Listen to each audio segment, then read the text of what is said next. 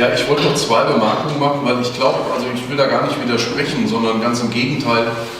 Ich habe in den 90er Jahren in Bosnien Zeugenaussagen der Frauen aus Srebrenica dokumentiert für das Kriegsverbrechertribunal später. Insofern ist das alles richtig mit der internationalen Strafgerichtsbarkeit und die Stärkung. Ich muss nur sagen, manchmal muss man die Priorität, wie jetzt im Falle Russlands, sind einige sehr stark unterwegs, über das Völkerrecht zu argumentieren.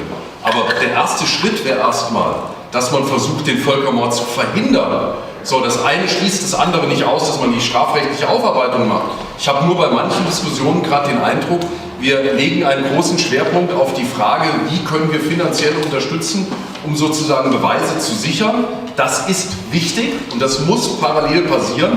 Aber die größere Anstrengung ist beim Thema Russland aus meiner Sicht jetzt, dass wir Völkermord verhindern. Zweite Bemerkung zum Thema China. Ich sag mal, die Diskussion, die im Menschenrechtsausschuss war, kann man das jetzt Völkermord nennen und so weiter, und dann wird nicht mehr über die Sache geredet.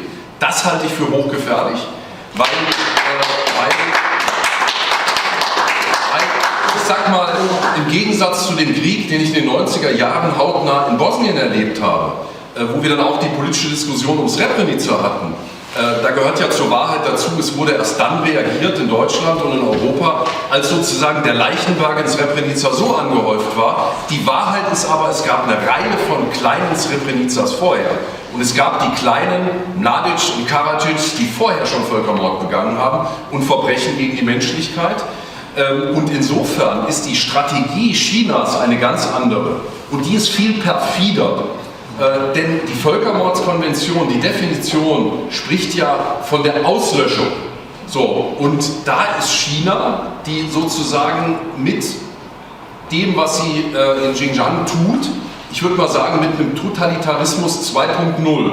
Nicht wie im Mittelalter mit den Methoden, aber mit mittelalterlichen Methoden, aber mit neuer Technologie und sozusagen den Unterdrückungs- und Vernichtungsapparat mit neuen Mitteln tut.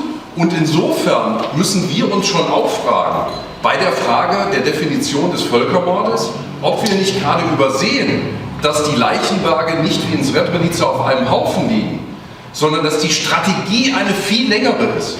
Wie perfide ist es eigentlich, durch Umsiedlung, Han-Chinesen und durch Zwangssterilisation, durch Geburtenkontrolle, ein Volk auszulöschen über eine längere Perspektive? Was ist das denn anderes als Völkermord?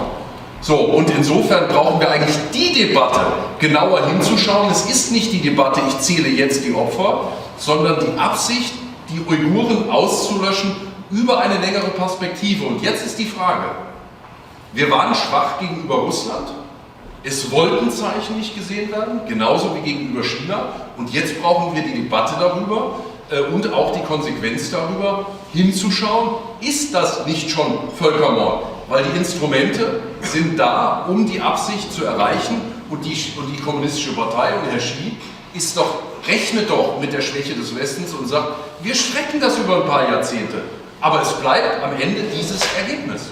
Darf ich da?